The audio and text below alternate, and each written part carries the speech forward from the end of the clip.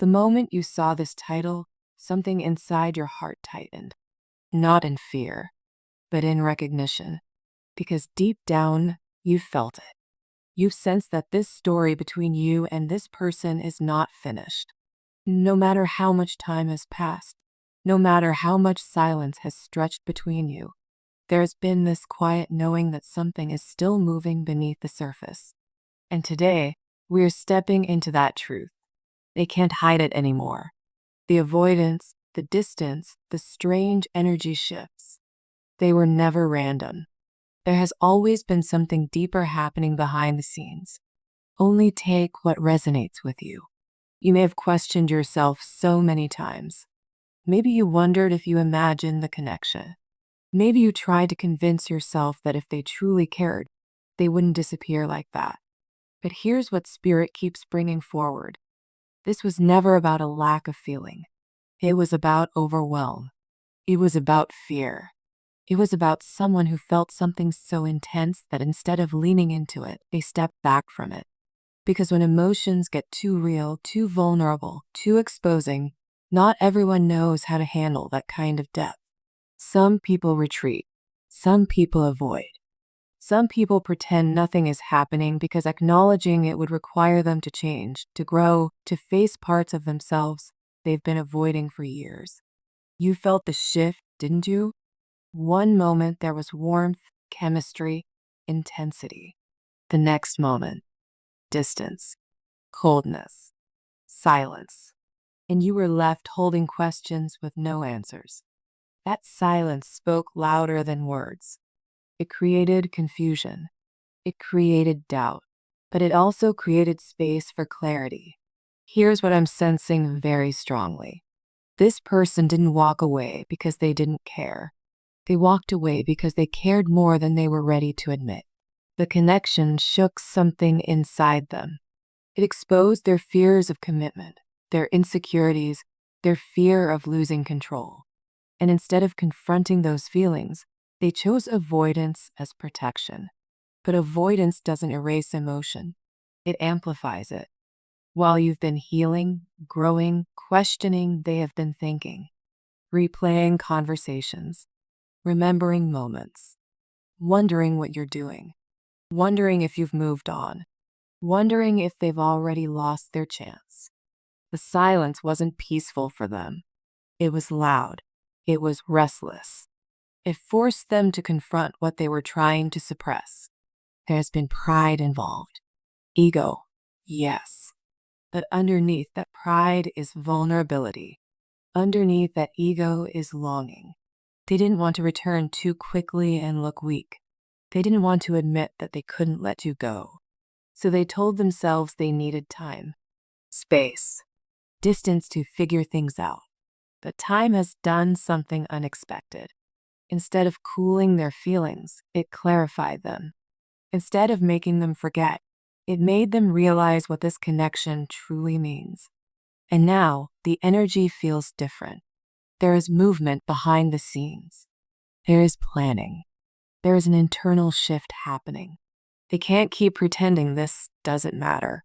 The walls they built to protect themselves are starting to crack. The truth they tried to bury is rising. In the next part, we are going to look deeper into exactly why they avoided you, what has been happening in their mind during this silence, and what their secret plan to return truly looks like. Because this story is not as simple as it seemed. Something is unfolding, and you deserve to understand it. The first card that rises in this energy is the High Priestess, and this already tells you everything about the silence. This connection was never empty. It was never shallow. It was layered, intuitive, almost telepathic at times. The High Priestess is the keeper of secrets, the guardian of unspoken emotion. This person has been feeling far more than they ever admitted. They have been aware of the depth between you, aware of the intensity, aware of the spiritual pull. But instead of expressing it, they internalized it. This is someone who processes privately. When emotions overwhelm them, they don't talk about it. They retreat. They observe. They convince themselves they need time to figure things out. The high priestess doesn't act impulsively. She waits. And that's exactly what they did. They waited. They watched. They tried to quiet their own feelings by stepping back from you. But distance doesn't silence truth. It only makes it echo louder inside the mind. There were moments when they wanted to reach out. Moments when your name crossed their thoughts unexpectedly. Moments when they replayed conversations and wondered if they should have said more, done more, stayed closer. But instead of acting on those impulses, they held themselves back. They told themselves silence was safer. They told themselves that space would bring clarity. What it actually brought was longing. The second card is the Two of Cups. And this confirms what your heart already knew. This connection was mutual. The feelings were shared. There was emotional reciprocity here. You weren't imagining the chemistry. You weren't inventing the bond. There was genuine alignment between you. The Two of Cups is not casual attraction. It is recognition. It is the feeling of meeting someone who mirrors you emotionally. And that recognition can feel beautiful, but it can also feel intimidating. When someone meets a connection that has real potential, it forces them to confront whether they are ready for something real. It forces them to look at their own emotional maturity. It forces them to ask, can I show up fully? For this person, that question created fear. They felt the harmony. They felt the comfort. They felt how natural it was with you. But instead of relaxing into it, they questioned it. They wondered if it was too fast, too deep, too intense. The Two of Cups energy can awaken insecurities because it exposes how much you have to lose. When something matters, the fear of losing it becomes powerful. And rather than risk vulnerability, they chose avoidance. The third card is the Eight of Swords, and this is where their internal struggle becomes clear. This is mental entrapment, overthinking, self-sabotage. The Eight of Swords shows someone who feels stuck, but the truth is, they're stuck in their own thoughts. They created obstacles in their mind before obstacles even existed in reality. They may have worried about timing. They may have questioned their finances, their stability, their responsibilities. They may have compared themselves to what they think you deserve and felt inadequate. The Eight of Swords often shows someone who fears not being enough. And instead of confronting that fear, they withdraw. This card also shows paralysis.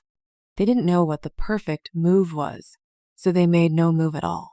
They didn't know how to explain their emotions clearly, so they stayed silent.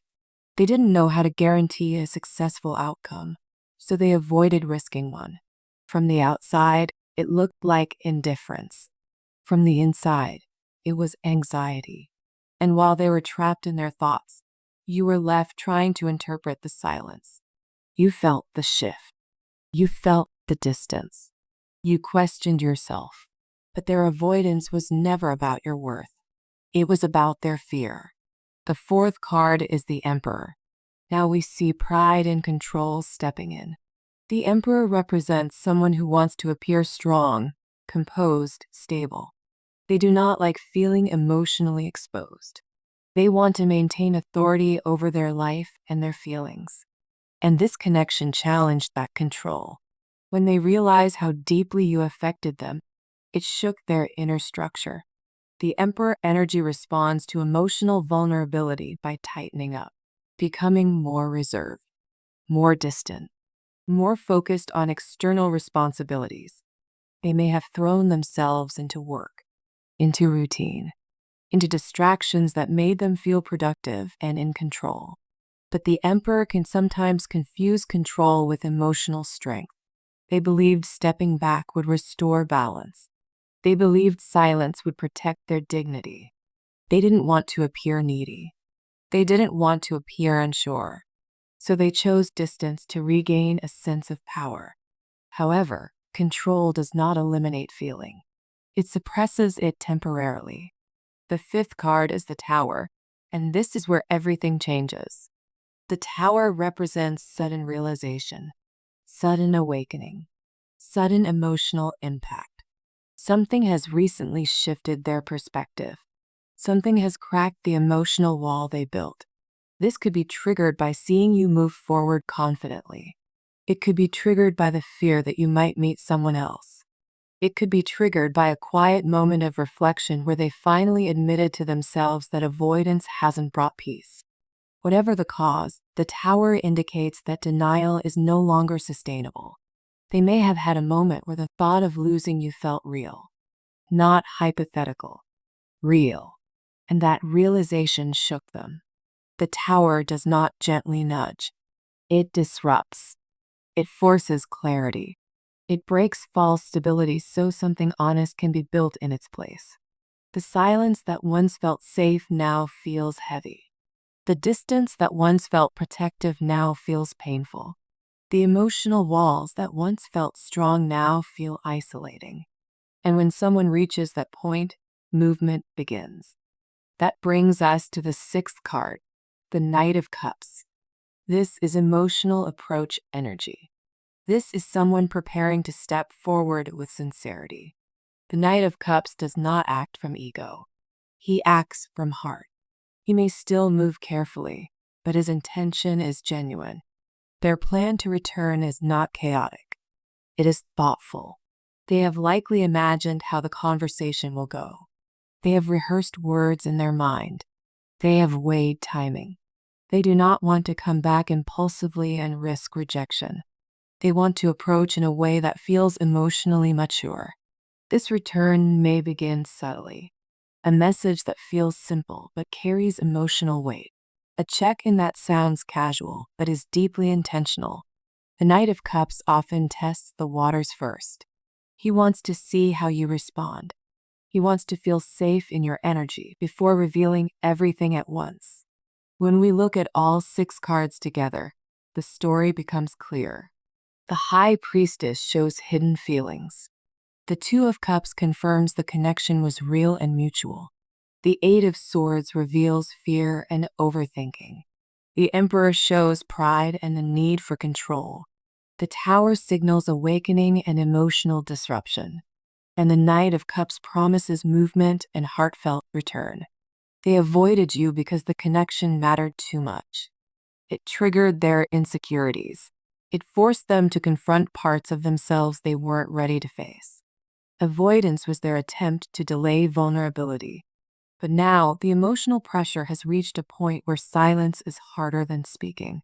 Distance feels heavier than closeness. Control feels emptier than honesty. They can't hide it anymore because the truth has surfaced inside them. And once someone reaches that realization, the energy shifts from hesitation to action. The return will not erase the past, but it will reveal the truth that has been building beneath the silence. And when they step forward, it will be because they finally understand that losing you would cost more than risking vulnerability. And as we close this reading, I want you to take a deep breath and really sit with everything that just came through. Because this wasn't a story about someone who never cared. This was a story about someone who cared deeply and didn't know how to handle it. This was a story about silence that wasn't empty, distance that wasn't indifference, and avoidance that was rooted in fear, not lack of feeling. But here's the most important part of this entire message. Their awakening does not mean you abandon your growth. Their realization does not mean you shrink yourself to make them comfortable again. You have evolved in this silence. You have learned how to hold your heart with more strength. You have learned how to detach without losing your softness. And that growth is sacred. If they return, and the energy strongly suggests movement, they will be stepping into a version of you that is no longer confused about your worth. You are not waiting in desperation. You are observing with awareness. You are listening not just to their words, but to their consistency. You are watching their actions. And that changes everything. When someone comes back after avoiding you, it's not just about what they say. It's about what they've learned. It's about whether fear still controls them or whether vulnerability finally leads them. And you will feel the difference. Trust that. Your intuition has been strong throughout this entire journey. It's the same intuition that brought you to this reading. Remember, you are not responsible for chasing someone into emotional maturity. You are not responsible for convincing someone of your value. If they return, it should be because they have confronted their own fears, not because they are lonely or momentarily overwhelmed. The Tower showed awakening. The Knight of Cups showed sincerity. But your role now is discernment. And if for any reason their timing does not align with yours, that is not rejection. That is protection. Because what is meant for you will not require you to shrink, beg, or question your worth. Only take what resonates with you. Leave the rest. Every reading connects differently to every soul. But if this message stirred something inside you, if it felt like it described not just their energy, but your experience, then trust that clarity is already unfolding. Their silence is cracking. Their pride is softening.